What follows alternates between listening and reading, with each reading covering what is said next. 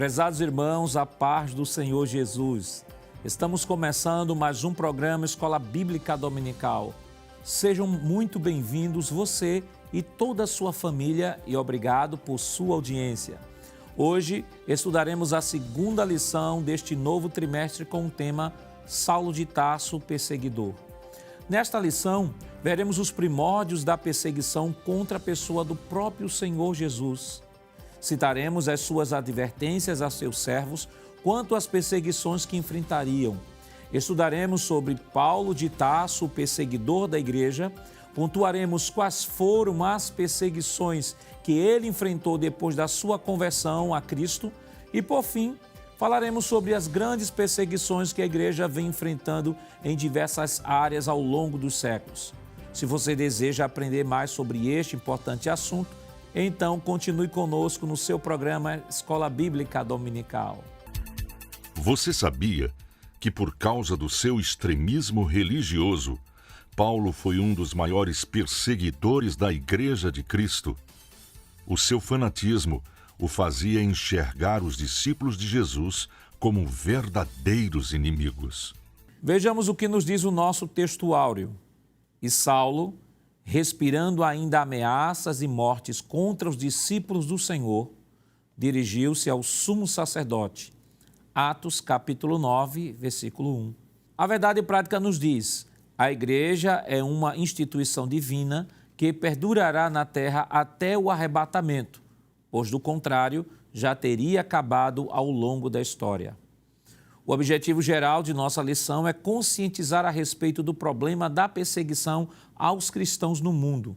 Os objetivos específicos da lição de hoje são três. Primeiro, ela encara as características persecutórias de Saulo. Segundo, expor a respeito da perseguição contra a igreja em Atos. E terceiro, esclarecer a respeito de um sistema contra a igreja. A leitura bíblica em classe para a lição de hoje está escrita em Atos dos Apóstolos, capítulo 8, versículos do 1 ao 3, capítulo 22, versículos 4 e 5 e capítulos 26, versículos 9 ao 11. Acompanhe conosco. E também Saulo consentiu na morte dele, Estevão, e fez-se naquele dia uma grande perseguição contra a igreja que estava em Jerusalém. E todos foram dispersos pelas terras da Judéia e da Samaria, exceto os apóstolos. E uns varões piedosos foram enterrar Estevão e fizeram sobre ele grande pranto. E Saulo assolava a igreja, entrando pelas casas e arrastando homens e mulheres, os encerrava na prisão. Persegui este caminho até a morte, prendendo e metendo em prisões, tanto homens como mulheres. Como também o sumo sacerdote me é testemunha, e todo o conselho dos anciãos, e recebendo deles cartas para os irmãos, fui a Damasco, para trazer manietados para Jerusalém aqueles que ali estivessem, a fim de que fossem castigados. Bem tinha eu imaginado que contra o nome de Jesus, o Nazareno, devia eu praticar muitos atos, o que também fiz em Jerusalém. E havendo recebido poder dos principais dos sacerdotes, encerrei muitos dos santos nas prisões, e quando os matavam, eu dava o meu voto contra eles. E castigando-os muitas vezes por todas as sinagogas, os obriguei a blasfemar, e enfurecido demasiadamente contra eles, até nas cidades estranhas os persegui. Para comentar a nossa lição hoje, contamos com a participação do evangelista irmão Alessandro Barreto. Pai do irmão Alessandro. A paz do Senhor, pastor Nath Jackson. E contamos também com a participação do auxiliar e professor, o irmão Jonas Santana. Pai do irmão Jonas. Paz do Senhor, pastor Nath Jackson. Queridos irmãos, esta semana estamos estudando a lição de número 2, que tem como título Saulo de Tarso, o perseguidor. Na semana passada aprendemos sobre o mundo do apóstolo Paulo, aprendemos sobre o mundo romano do apóstolo Paulo, aprendemos no seu aspecto cultural, o mundo da época, aspecto cultural, no aspecto religioso, e naquela lição aprendemos os desafios né, que aquele mundo do primeiro século estaria trazendo ou esteve trazendo à igreja do Senhor Jesus Cristo, em especial ele que foi escolhido por Deus para exercer esta missão tão nobre de ser um vaso escolhido, um pregador não só aos judeus, conforme o texto que nós estudamos semana passada, 9:15 de Atos, não só chamado para pregar aos judeus, mas pregar aos reis e pregar aos gentios,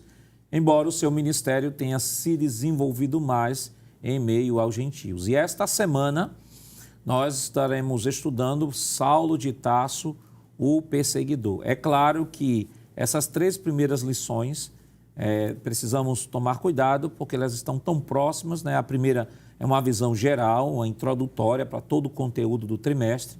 E essa lição desta semana, ela é também bem próxima da lição da próxima semana, que vai falar sobre a sua conversão. Então, chamamos a atenção do professor para que nesta lição se atenha aos objetivos da lição desta semana, né, que o autor elenca como, em primeiro lugar, elencar as características persecutórias de Saulo, segundo, expor a respeito da perseguição contra a igreja em Atos e, terceiro, esclarecer a respeito de um sistema contra a igreja. O caso da conversão de Saulo vai ser tratado na próxima semana. Isso é importante pontuar, irmão Alessandro, para que, de repente, o professor não possa adiantar a matéria, né? Não possa trazer, de repente, a conversão de Saulo para a lição de hoje e, quando for na próxima semana, ter de trabalhar novamente a lição sobre a conversão de Saulo. Perfeito, pastor. Como o senhor bem já falou, as lições elas estão bem interligadas, não é? E se a gente não se delimitar basicamente no ponto central da lição, corre esse risco realmente de avançar o assunto e terminar comentando o que será feito no próximo domingo. Mas, como o senhor bem disse, o título da lição, pastor, já nos permite, de alguma forma, circundar o assunto, delimitando, falando sobre a questão da perseguição. E, inclusive, um dos pontos da lição, que é o segundo, é expor a respeito da perseguição contra a igreja a partir do livro de Atos, que é um livro histórico, é onde mostra a história da igreja cristã. E, se o senhor permite, pastor, seria interessante já de forma introdutória dizer que essa questão da perseguição aos servos de Deus é muito amplo na Bíblia, né? Desde o Antigo Testamento, por exemplo, que a gente vê narração nos Salmos falando sobre a perseguição. Só citando, por exemplo, Atos, quer dizer, Salmos 7, versículo 1 e 2, Atos, quer dizer, Salmos 31, 14 ao 16, são salmos que mostram servos de Deus sofrendo algum tipo de perseguição. Salmos também 142, verso de número 6 e 7, e também 119, verso 157. São textos que mostram que perseguição não é algo só do Novo Testamento, perseguição aos servos de Deus. Agora, de forma específica, já que vamos tratar sobre igreja, pastor, seria interessante, como sugestão, o caro professor, começar essa narrativa falando sobre a igreja. Então, falar sobre igreja não pode negar de falar sobre o próprio Cristo, não é? Jesus, inclusive, ele sofreu perseguição também, não é? A sua prisão, a sua condenação foram resultados de perseguição que Jesus sofreu e que essa perseguição, ele vai dizer que assim como ele sofreu, pastor, a igreja também sofreria. Há um texto que a gente pode citar que é de Marcos, capítulo de número 11, versículo 18, que nos diz que os escribas e príncipes dos sacerdotes, tendo ouvido isto, buscavam ocasião para matar a Jesus. Então, veja, aqui já é uma alusão a um tipo de perseguição agora física, na pessoa do Senhor Jesus, né? Durante o seu ministério aqui na terra, por exemplo, só adiantando essa expressão aqui, Jesus deixou muito claro aos seus discípulos de que a igreja sofreria uma perseguição muito grande, por amor ao Evangelho. Eu quero citar aqui ainda um texto, pastor, que está escrito no Evangelho de João, capítulo de número 16, esse texto é muito elucidativo para a lição de hoje, capítulo 16, versículo 1 e 2, diz assim: tenho-vos dito estas coisas para que vos não escandalizeis. Aí Jesus continua: expulsar-vos-ão das sinagogas, vem mesmo a hora em que qualquer que vos matar cuidará fazer um serviço a Deus. É justamente isso que vai acontecer com Paulo, veremos isso mais na frente, não é? Ele vai perseguir a igreja achando que estava fazendo a vontade de Deus. Outro texto, se de repente o caro professor queira anotar, e aqui eu já estou indo para o final da minha fala, está em Mateus, pastor, capítulo de número 10, versículo 34. Jesus, falando sobre essa questão da perseguição, diz: não cuideis que vim trazer a paz à terra, não vim trazer a paz, mas a espada. Esse texto é até um pouco mal interpretado por alguns. Quando Jesus disse que não veio trazer a paz, mas a guerra, ele não está falando de movimento revolucionário, rebelião, não. Ele está dizendo, olha, aqueles que me seguirem, se preparem, que vocês vão ter também perseguição, assim como eu fui perseguido. Textos que aludem isso aí é, por exemplo, Apocalipse 1:9. João disse que estava preso porque estava pregando o Evangelho. E ainda Apocalipse 2:10, João escreve dizendo as palavras de Jesus, né? Que os discípulos, os servos do Senhor seriam perseguidos e martirizados por amor ao Evangelho. Então, a temática dessa lição é mais ou menos isso, falar sobre a perseguição à igreja, claro, a partir de Paulo em diante. E, irmão Jonas, o irmão Alessandro trocou aqui no assunto interessante, é que a maneira como ele trabalhou mostrou de que esta perseguição à igreja já é a repercussão da própria perseguição ao próprio Senhor Jesus, né? Ele citou diversos textos aqui. E eu queria também citar aqui um texto, Mateus capítulo 26, versículo 3 ao 5, diz o seguinte: depois os príncipes dos sacerdotes e os escribas e os anciãos do povo reuniram-se na sala do sumo sacerdote, o qual se chamava Caifás, e consultaram-se mutuamente para prenderem Jesus com dolo e o matarem. Há um outro texto também que está em João capítulo 11, versículo 45, e aqui a partir desse texto eu queria lhe fazer a pergunta. João capítulo 11, a partir do versículo, 46. O texto diz o seguinte: mas alguns deles foram ter com os fariseus e disseram o que Jesus tinha feito. Depois os principais dos sacerdotes e os fariseus formaram um conselho e diziam: que faremos? Porquanto este homem faz muitos sinais. Se o deixarmos assim, todos crerão nele, e virão os romanos e tirar-nos-ão o nosso lugar e a nação. Então, a gente já percebe aqui, pelos textos que o irmão Alessandro citou, e esses dois textos aqui, a gente percebe que, com relação a Jesus, a perseguição ao ministério de Jesus era algo exclusivo do Sinédrio, que era composto de fariseus e saduceus. Que é, na verdade, uma perseguição institucional, que é bom deixar claro que nós temos grupos aqui formalizados, reconhecidos dentro de uma sociedade que estão perseguindo o Senhor. Então, a gente pode falar assim que, inicialmente, essa perseguição feita a Jesus é por parte, na verdade, de um grupo religioso. É uma perseguição de caráter institucional.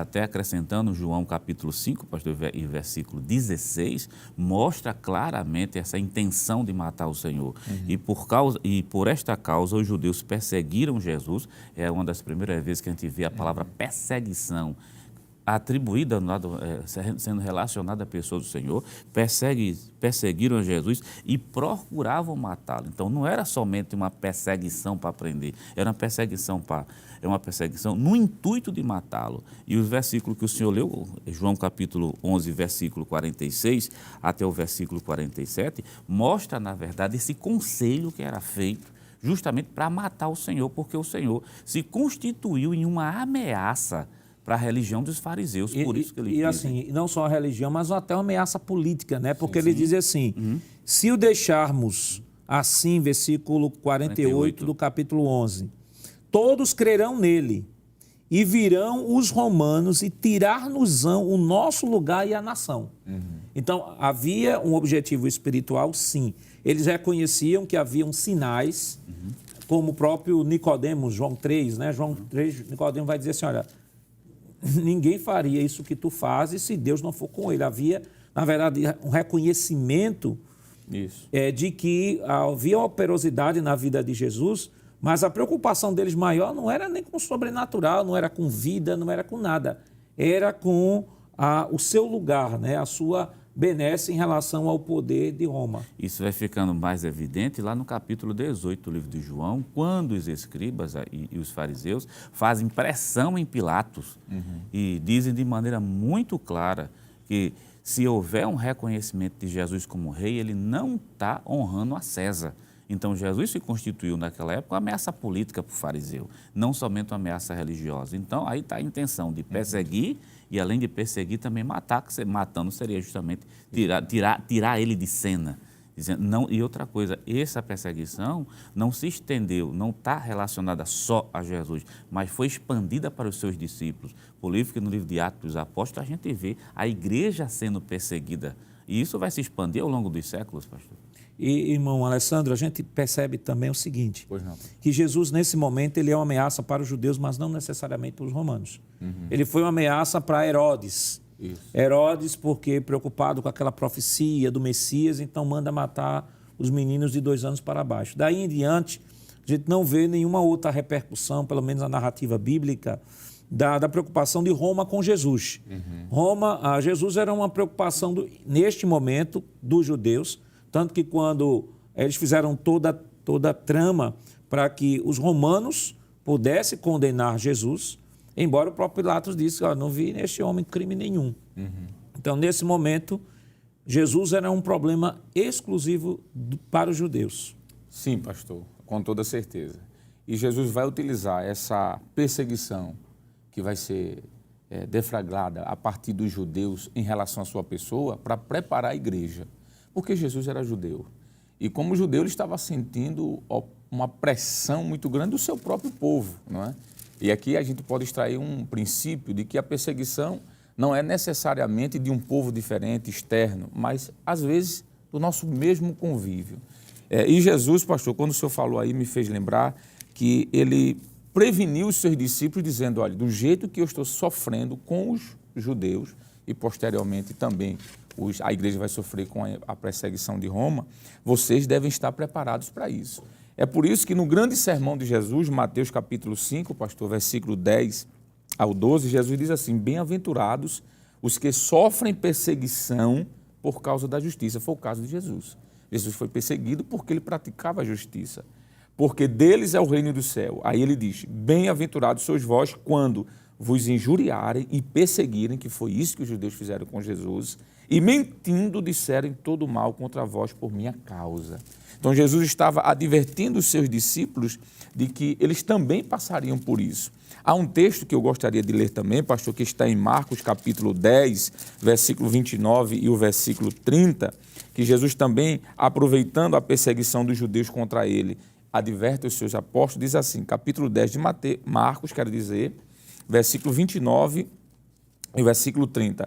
E Jesus respondendo disse, em verdade vos digo que ninguém há que tenha deixado casa ou irmãos ou irmãs, veja que ele está se referindo à sua própria nacionalidade também, não é? Irmãos aqui é muito amplo, ou pai, ou mãe, ou mulher, ou filhos, ou campo, por amor de mim e do evangelho. Aí Jesus diz assim, falando sobre a perseguição, que não receba 100 vezes tanto, já neste tempo, em casas, e irmãos, e irmãs, e mães, e filhos, e campos. Aí Jesus diz, tem um preço, com perseguições. Aí Jesus diz, no século futuro, a vida eterna.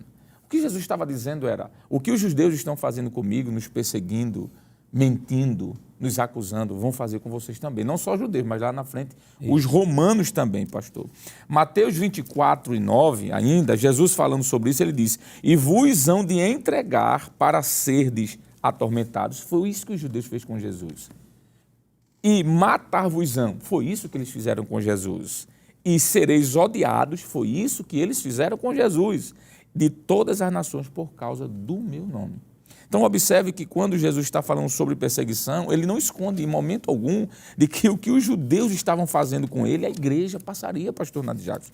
Capítulo 15 de João ainda, só para complementar esse pensamento, que foi muito interessante a sua fala, e o versículo de número 18, Jesus diz assim, levantar-me-ei, quero dizer, está em Lucas, mas eu quero citar João 18 e 15, eu estava no Evangelho de Lucas. João Quero dizer, corrijo, 15:18, perdão mais uma vez. João 15:18, Jesus diz assim: se o mundo vos odeia, sabei que primeiro do que a vós, me odiou a mim mesmo. Jesus estava utilizando a sua experiência dentro do mundo judaico para dizer àqueles discípulos, se preparem, porque a perseguição vai ser ferrenha. E eu concluo, finalizo, citando ainda Lucas 6, verso 22. Veja o que é que Jesus disse. Nenhum dos discípulos acompanhou Jesus, pastor, sem ser avisado dessa perseguição. Bem-aventurados sereis quando os homens vos odiarem. Foi isso que os judeus fizeram com Jesus. Jesus foi odiado pela sua própria nação. Vos odiarem e quando vos separarem e vos injuriarem e rejeitarem o vosso nome como mal, por causa do Filho do Homem. Então, Jesus é um protótipo, ele é um exemplo de quem sofreu, quer dizer, perseguição, e ele deixa claro à igreja de que isso aconteceria também com seus discípulos. Essa visão panorâmica que o irmão Alessandro trouxe, irmão Jonas, nos deixa claro que a perseguição aos discípulos de Jesus seriam exclusiva devido à própria pessoa de Jesus. Porque, por exemplo, do ponto de vista religioso, nós aprendemos semana passada de que o mundo romano era muito eclético. Todas as pessoas poderiam exercer qualquer tipo de religião, desde que reconhecesse o César como o Senhor e praticasse o culto ao imperador. Só os judeus tinham essa isenção dessa obrigatoriedade. Os judeus não precisavam oferecer sacrifícios, incenso ao culto ao imperador. Mas qualquer outra religião poderia encontrar o seu lugar no espaço de Roma, desde que oferecesse sacrifícios e incenso e reconhecesse César como um Deus. Entretanto, quando nós olhamos para o texto, para o ministério de Jesus, o Senhor Jesus já deixa claro, diz, olha, eu sou o caminho, a verdade e a vida, ninguém vem ao Pai senão por mim. Agora, há um preço para se pagar por se identificar comigo.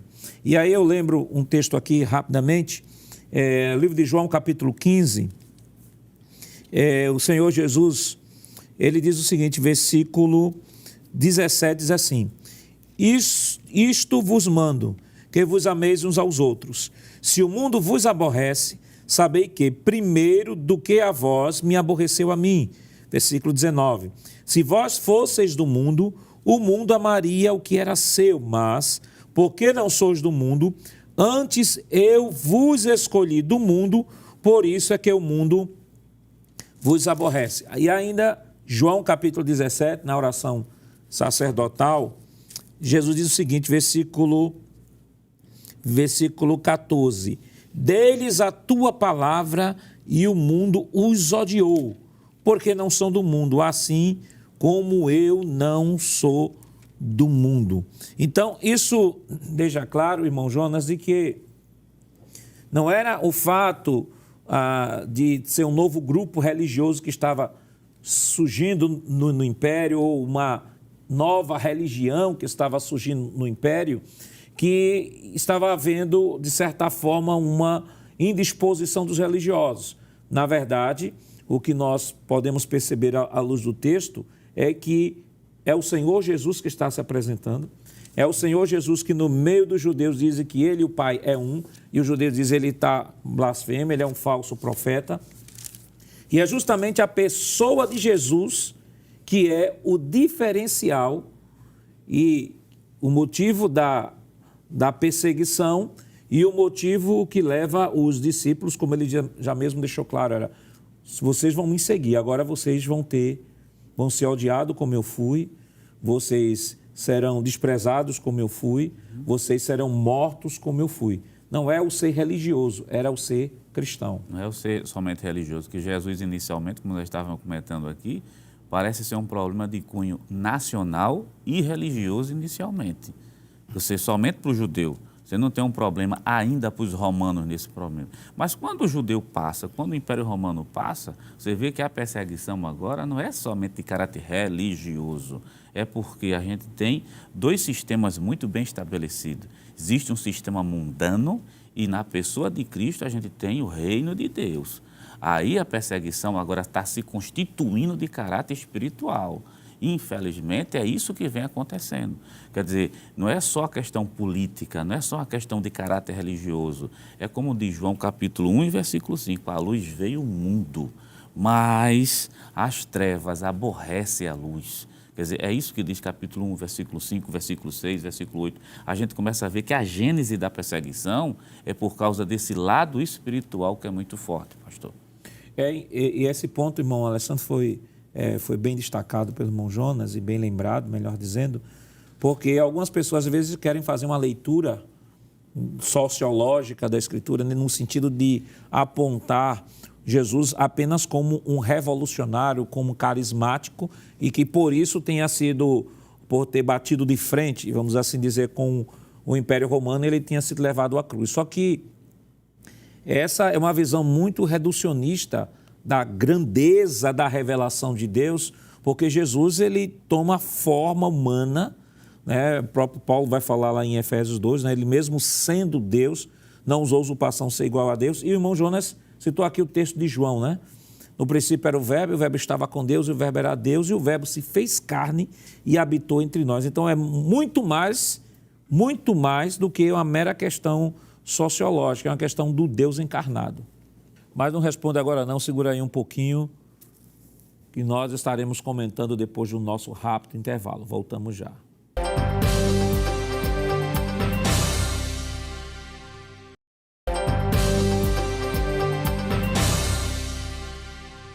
Queridos irmãos, estamos de volta em seu programa Escola Bíblica Dominical e esta semana estudando a segunda lição que tem como título Saulo de Tarso, o Perseguidor.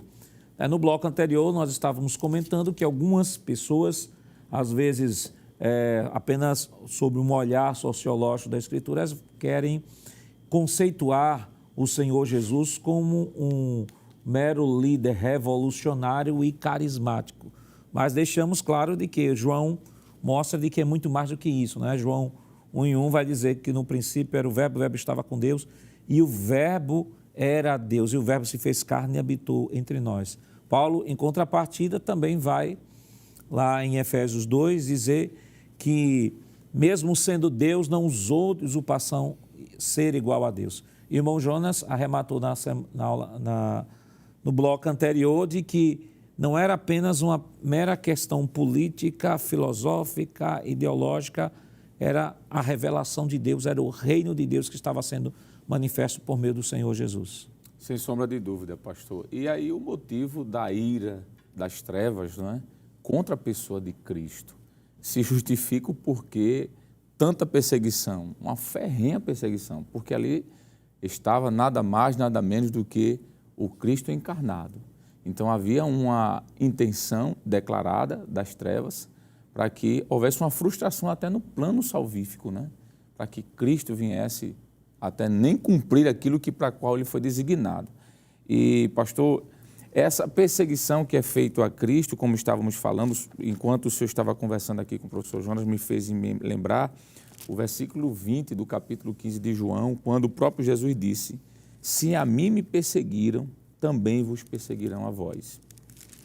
É isso que vai acontecer com a igreja a partir da pessoa de Saulo, que é o título da lição, né? Saulo de Tarso, o perseguidor. Ainda antes de falar sobre Saulo, mas sobre Cristo, já que o senhor fez essa pergunta sobre o Verbo encarnado, há um texto que também é muito forte sobre isso e que esclarece um pouco, inclusive escrito por Paulo, né?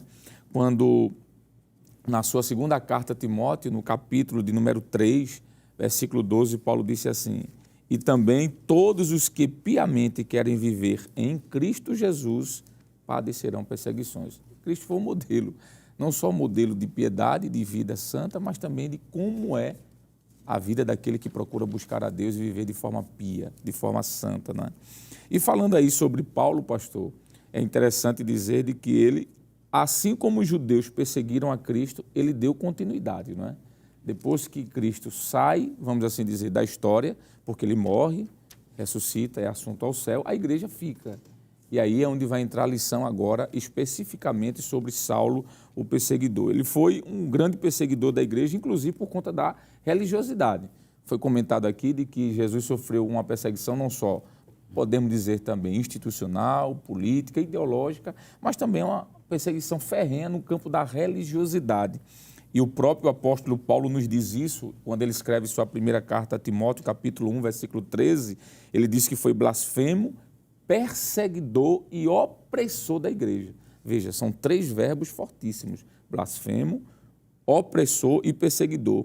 E no capítulo 8 de Atos dos Apóstolos, versículo 3, ele diz que ele assolava a igreja. É muito forte essa expressão, não é, pastor? Sobre a perseguição, assolar. Assolava a igreja, entrando pelas casas, olha que nível de perseguição, arrastando homens e mulheres e o encerrava nas prisões.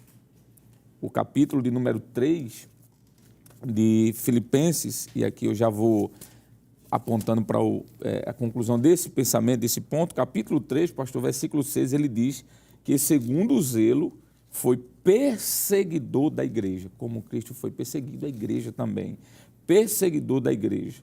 E faz-me lembrar o que está escrito em Hebreus, capítulo 11, pastor, versículo 36, que o escritor ali diz que os servos de Deus foram apedrejados, cerrados, tentados, mortos ao fio de espada e andavam vestidos de peles de ovelhas de cabras, desamparados, aflitos e maltratados.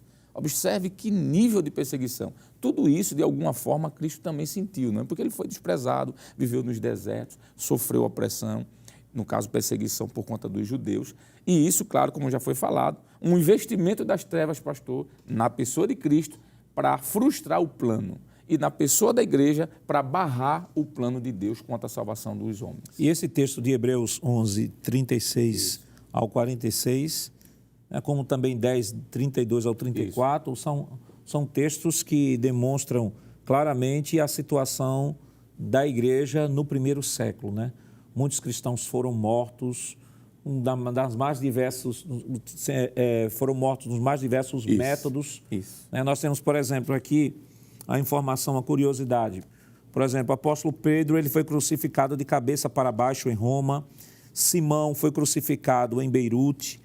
André foi preso em uma cruz, dali pregou aos seus perseguidores até morrer em Petras. Filipe foi crucificado em Herápolis. Paulo, decapitado por Nero em Roma. Bartolomeu foi esfolado vivo em Albanópolis. Tiago foi decapitado em Jerusalém. Tadeu foi morto em Beirute. Mateus sofreu martírio ao fio da espada na Etiópia. Tiago Menor foi lançado no pináculo do templo de Jerusalém e depois espancado até morrer. João foi posto num caldeirão fervente, escapou da morte e foi deportado para Patmos, e este é o único apóstolo em que a tradição estabelece de que ele morreu de morte natural.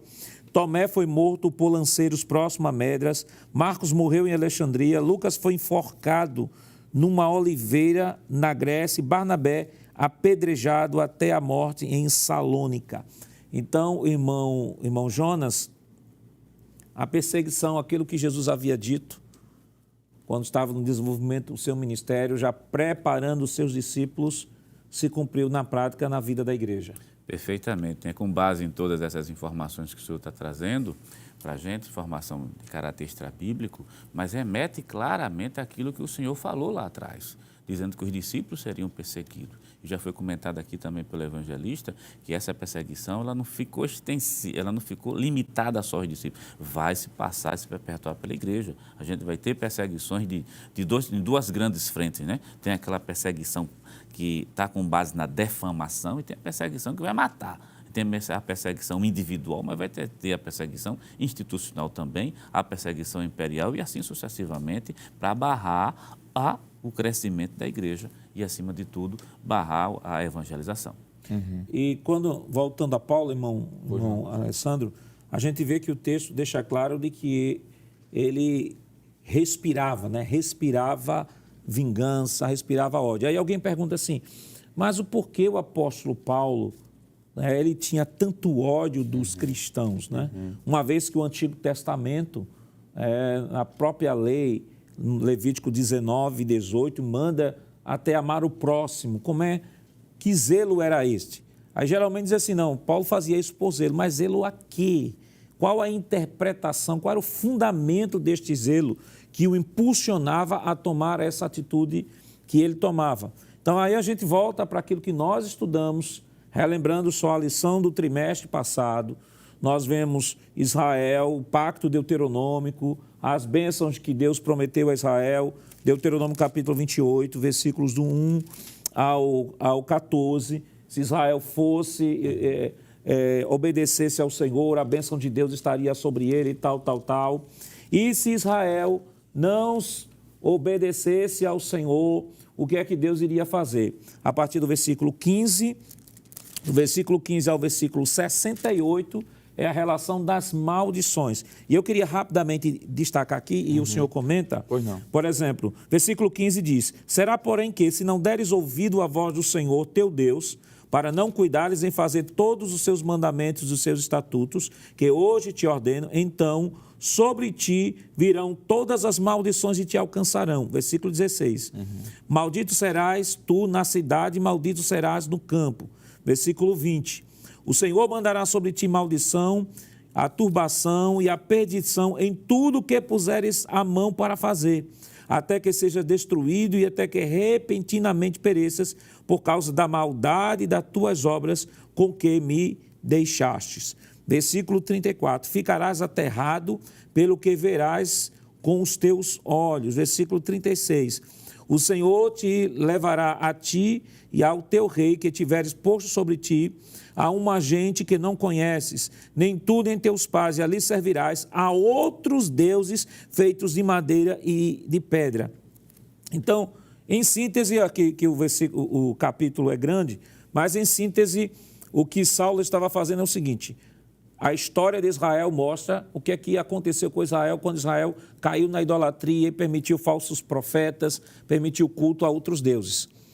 Ele diz: eu não vou permitir que a minha nação fique debaixo de maldição ou fique debaixo do castigo de Deus por conta de um falso profeta, que assim como era visto o Senhor, um falso profeta. Então, e se esse falso profeta tem seus discípulos, então vamos acabar com esses discípulos até exterminá-lo para trazermos o povo novamente à prática da lei. Com toda certeza, pastor. E é à luz do que o senhor trouxe do Antigo Testamento que nós podemos dizer que o que motivou essa perseguição ferrenha de Saulo em relação à igreja foi a sua religiosidade muito acentuada. Ele era alguém muito religioso. Ele diz isso, nós já citamos aqui o que está escrito em 1 Timóteo 1:13, o capítulo de número 23 de Atos dos Apóstolos e o versículo de número 6 diz: e Paulo, capítulo de número 3, capítulo 23, quero dizer, versículo 6 de Atos dos Apóstolos, diz assim, capítulo 23, versículo 6, eu estava lendo o versículo 3. E Paulo, sabendo que uma parte era de saduceus e outras de fariseus, clamou no conselho, dizendo: homens e irmãos, eu sou fariseu, filho de fariseu, no tocante à esperança e à ressurreição dos mortos sou julgado. Quando ele disse que era fariseu, filho, ele é bem enfático, sou fariseu, filho de fariseu. Ele está dizendo: eu sou zeloso pela lei. Então, esse zelo extremado, pastor, fez com que ele, para tentar erradicar, digamos, tudo que fosse contrário ao judaísmo, fizesse as aberrações que ele fez. Quando nós olhamos, por exemplo, para ainda o livro de Atos dos Apóstolos, capítulo 26, veja o que aqui nos diz aqui, versículo 9. Bem tinha eu imaginado que contra o nome de Jesus de Nazaré deveria eu praticar muitos atos, tem uma versão que diz muitas violências, o que também fiz em Jerusalém. E havendo recebido a autorização dos principais sacerdotes, veja o seu zelo, o seu radicalismo, não é? Por conta desse princípio aí do que o senhor citou lá do texto do Antigo Testamento. Ele diz assim: encerrei muitos dos santos nas prisões e quando os matavam, eu dava o meu voto de autorização. Versículo 11, e castigando-os muitas vezes por todas as sinagogas, os obriguei a blasfemar e, enfurecido demasiadamente contra eles. Veja que não é só uma religiosidade, mas é um radicalismo também muito alto. Diz assim, castigando muitas vezes por todas as sinagogas, os obriguei a blasfemar e enfurecido demasiadamente contra eles, até nas cidades estranhas os persegui, sobre o que, indo então a Damasco, com poder e comissão dos principais dos sacerdotes. Então, essa religiosidade extremada, pastor, fez com que Paulo fosse um radical. Ele queria, na mente dele, estava fazendo o que era correto, e para fazer o que era correto, ele tinha que eliminar tudo que fosse contrário ao judaísmo. E o que é que estava em ascensão nesse momento? O cristianismo, não é? E por isso que ele disse que encerrou, estava demasiadamente enfurecido. E concluo citando aqui essa finalzinho desse versículo 11, que ele estava enfurecido demasiadamente. Quantas atrocidades Paulo não fez contra os cristãos por conta desse radicalismo e dessa religiosidade tão elevada, pastor? E o que o senhor falou me fez lembrar um texto que já foi citado, me parece que foi até pelo senhor. Pois não. João, capítulo 16, versículo 2, diz assim: expulsar-vos-ão das sinagogas, vem mesmo a hora em que qualquer que vos matar cuidará fazer um serviço a Deus. Ou seja, Exato. é o zelo religioso. Estou fazendo isso por conta do zelo religioso que eu tenho. Então, essa era a visão de Paulo. A visão de Paulo seria baseada em tudo aquilo que ele já vem comentando.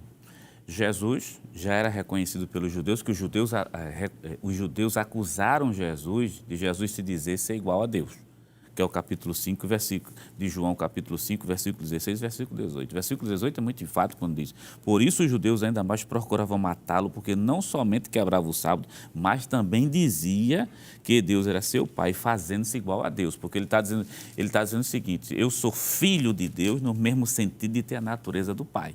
Quer dizer, o que o senhor mencionou lá atrás sobre a questão da idolatria, então, na cabeça de Paulo, Jesus que estava se apresentando, né, era reconhecidamente como sendo Deus. E os judeus entenderam isso, entenderam mais do que muitas vezes outras pessoas, porque Jesus, quando dizia, eu sou filho, estou dizendo, eu tenho a mesma natureza, em outras palavras, ele está se fazendo igual a Deus. Em outro episódio, no capítulo 8 do livro de João, também se faz a mesma coisa, os judeus o acusam perfeitamente sobre isso.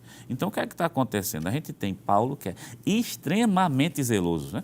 Gálatas capítulo número 1 e o versículo 13 diz assim: porque já ouviste qual foi antigamente a minha conduta no judaísmo, como sobremaneira persegui a igreja de Deus e a assolava. Esse termo já foi mencionado aqui pelo evangelista, é muito forte, assolava a igreja. Versículo 14, e na minha nação excedi em judaísmo a muitos da minha idade, sendo extremamente zeloso das tradições do meu pai. Quer dizer, Jesus sendo reconhecido como Deus, capítulo 5, versículo 18. As tradições do fariseísmo sendo questionada pelos cristãos, que o próprio Jesus que faz esse questionamento. Ouviste o que foi dito, porém eu digo dessa maneira. Então o cristianismo se constituiu uma ameaça. Então na cabeça de Paulo, então se ele perseguisse, se ele matasse, estaria prestando um serviço a Deus, como o próprio texto bíblico diz. Não é à toa que o versículo que foi mencionado aqui pelo evangelista, Alessandro, lá no capítulo 26 do livro de Atos dos Apóstolos, e o versículo 9 diz assim: bem tinha eu imaginado que contra o nome do Senhor Jesus devia eu praticar determinados atos. Quer dizer, na cabeça de Paulo, ele diz: eu estou prestando um serviço a Deus, eu estou zelando pela minha nação e pela minha religião, que segundo ele seria, na verdade, a religião verdadeira. Quais lições nós podemos extrair da nossa lição nesta semana? Mas isso, é claro, nós estaremos comentando depois do nosso rápido intervalo. Voltamos já.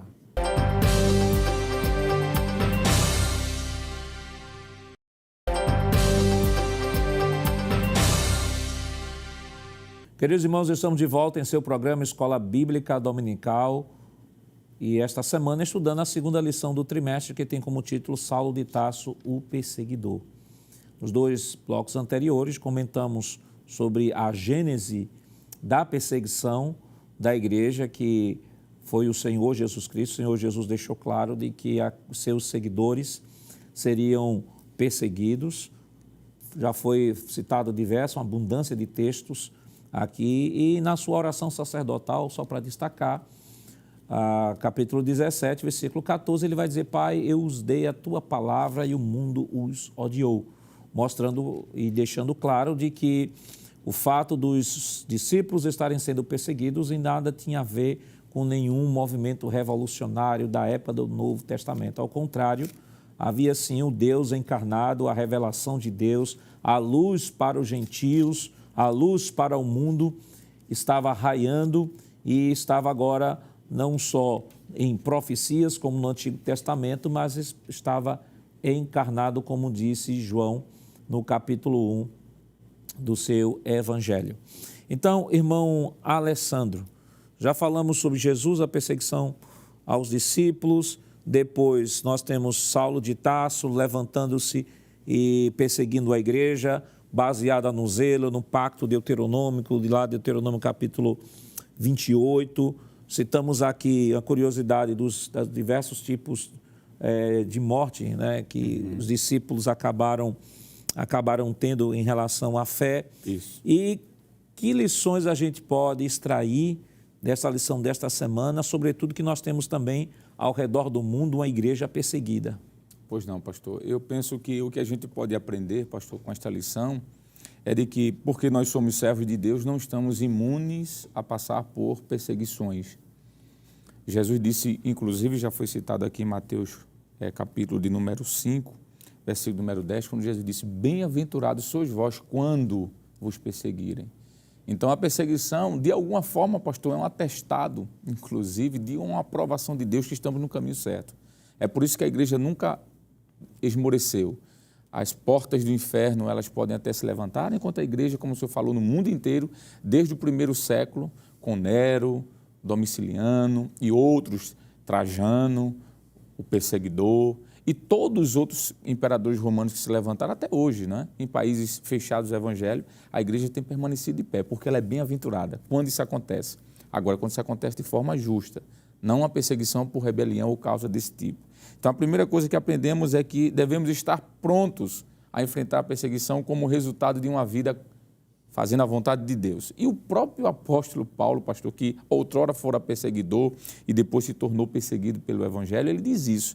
No capítulo de número 4 da sua segunda carta aos Coríntios, versículo 8 e 9, ele diz: em tudo somos atribulados. Veja, o ex-perseguidor falando, mas não angustiados, perplexos, mas não desanimados. Ele diz: perseguidos, mas não desamparados, abatidos, mas não destruídos. Então, aquilo que a gente pode aprender é que ser cristão é estar pronto a viver aquilo que Jesus disse. Capítulo 5 de Mateus, versículo 44. Eu, porém, vos digo, amai a vossos inimigos. É um segundo princípio. A igreja não tem que estar aqui odiando aquele que persegue. É difícil, é. Mas Jesus disse: amai os vossos inimigos, bendizei aqueles que vos maldizem, fazei bem aos que vos odeiam, orai pelos que vos maltratam e vos perseguem, para que sejais filhos de Deus, do Pai que está nos céus. O segundo princípio, pastor, é de que a igreja ama aqueles que perseguem, não é? Por que a igreja ainda ora por países que estão matando cristãos? Porque é um princípio bíblico. Jesus disse: aquele que ferir a tua face, dá-lhes a outra. O que te pedir a túnica, dá-lhe a capa. Então, é um princípio bíblico. A perseguição não pode servir como um espírito de revolução, de pegar armas. Não é esse o princípio bíblico. Por mais que nós entendamos de que a defesa da própria vida e da família é um direito de cada um, no sentido específico, estrito senso, mas, no geral, Jesus está dizendo: olha, a igreja não vai pegar faca, a igreja não vai pegar arma. Foi o que Pedro fez. Pedro puxou a espada e Jesus disse: pode guardar, Pedro, porque se eu quisesse, eu tinha aqui muitos anjos à minha disposição. Então, o que a gente pode aprender, pastor, é isso, é de que a perseguição, ela é resultante, sim, de uma agência espiritual também, porque é uma perseguição à igreja espiritual, usando o homem físico, os governos, e que a igreja tem que entender que isso é cumprimento da palavra e nós vamos vencer através da oração. E essa lição desta semana, irmão Jonas, é uma lição que vai nos despertar, né? É importante que o professor também direcione isso em sala de aula, a interceder mais para os nossos irmãos pela igreja perseguida ao redor do mundo, né? Existe diversos sites em que você pode entrar, né, de agências que trabalham, que desenvolvem trabalhos de estatísticas com relação a estes países. E existe uma chamada Portas Abertas, Missões Portas Abertas, portasabertas.com. Você pode entrar lá, tem muitas informações. E lá tem a relação dos países que mais perseguem os cristãos no mundo. Só a título de curiosidade, em primeiro lugar está a Coreia do Norte, segundo, Afeganistão, terceiro, Somália, quarto, Líbia, quinto, Paquistão, sexto, Eritreia, sete, Iêmen, 8º Irã, 9º Nigéria, 10º Índia, 11º Iraque, 12º Síria, 13º Sudão, 14º Arábia Saudita, 15º Maldivas, mas há uma relação lá de 50 países. E ainda segundo esse site, né, 340 mil cristãos sofrem perseguição por sua fé ao redor do mundo. E ainda esse site aponta que 4.761 cristãos foram assassinados no ano passado por conta da sua fé. 4.472 igrejas e edifícios cristãos foram atacados o ano passado. Então, a igreja perseguida não era apenas a igreja do primeiro século. Ela continua sendo perseguida hoje, irmão Jonas. A igreja de Cristo Jesus, ela sempre foi perseguida, desde o seu nascedouro, desde o seu surgimento, até a vinda do Senhor, ela vai padecer perseguição. Isso é um atestado que somos realmente a igreja de Cristo, como foi mencionado aqui pelo evangelista irmão Alessandro. E é bíblico, porque lá em 2 Timóteo, que já foi mencionado também, capítulo 3, versículo 12, e também todos os que querem viver piamente padecerão perseguições, de maneira que fica evidente aqui que não existe evangelho fácil. Não existe. Agora, qual é o consolo que existe, que é uma lição que nós podemos tirar? É que sobre aqueles que são vituperados e perseguidos, repousa sobre ele o Espírito de Cristo. E o apóstolo São Pedro disse na primeira epístola de Pedro, capítulo 4, versículo 14, diz da seguinte maneira: se pelo nome de Cristo sois vituperados, bem-aventurados sois, porque sobre vós repousa o Espírito da glória de Deus. De maneira, mesmo sendo perseguido, mas Jesus nunca abandonou e nem tampouco deixou a sua igreja amada. É isso que a gente deve ter em mente, o professor dizer lá na sala de escola dominical: Cristo está com a igreja. E o apóstolo Paulo, irmão Alessandro, é a maior prova de que a igreja precisa orar, sobretudo por aqueles que não conhecem o evangelho, às vezes se explodem em nome de sua fé, e às vezes matam cristão compulsivamente, mas a exemplo de Saulo, estão com a mente vedada, estão com os olhos fechados, e que só a oração é capaz de Deus trabalhar na sua vida. E a exemplo do apóstolo Paulo, que não foi um pregador específico, também Deus tem um encontro com eles de maneira sobrenatural. Sem sombra de dúvida, pastor. Aí a importância de orarmos por aqueles que perseguem a igreja, porque muitas vezes eles perseguem e acham que estão fazendo o que é correto, mas estão de forma equivocada. Paulo diz isso quando escreve sua carta a Timóteo, capítulo 1, o versículo do 12 ao 14, ele diz assim: eu dou graças ao que me tem confortado, a Cristo Jesus, Senhor nosso, porque me teve por fiel, pondo-me no ministério. Ele diz assim: a mim, que dantes fui blasfêmio e perseguidor e injurioso, mas alcancei misericórdia. Então, essas pessoas podem também alcançar misericórdia. Aí Paulo diz: porque eu fiz ignorantemente na minha incredulidade. Então, muitas das pessoas que perseguem hoje a igreja, pastor, estão fazendo de forma ignorante. Mas Paulo, escrevendo sua carta aos Coríntios, no segunda carta, capítulo 12, versículo 10, ele dá uma palavra de conforto à igreja. Ele diz assim: por isso sinto prazer nas fraquezas, nas injúrias, nas necessidades, nas perseguições. Ele sentia prazer. E ele diz: mas nas angústias por amor de Cristo. Ele diz: por quê? Quando estou fraco, é aí que sou forte. Então Paulo diz: olha, apesar das fraquezas, sinta alegria, nesse sentido de que você está sofrendo por amor a Cristo. Então vale a pena. E se você está fraco, é nesse momento que Deus vai lhe dar força e você vai conseguir. Então, assim como Paulo foi ignorante e perseguiu a igreja, muitos fazem isso, pastor. Mas nós devemos orar por eles, para assim como Cristo teve um encontro com Paulo, lá em Atos capítulo 9, ter um encontro com essas pessoas também. E nós fomos chamados, o próprio Paulo deixa claro que nós fomos chamados não só para crer em Cristo, mas para padecer por Ele. Filipenses capítulo 1, versículo 29, ele diz: porque a vós vos foi concedido em relação a Cristo, não somente crer nele, como também padecer por ele.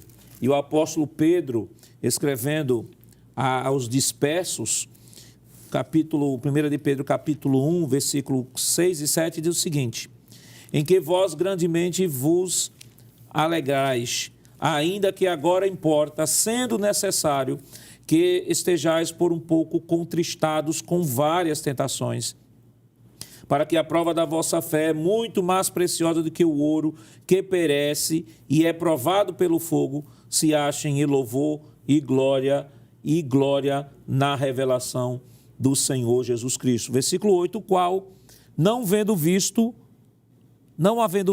amais, no qual, não vendo agora, mas crendo, vos alegrais com gozo inefável e glorioso, alcançando o fim da vossa fé, a salvação da alma. Portanto, esta é a nossa maior esperança.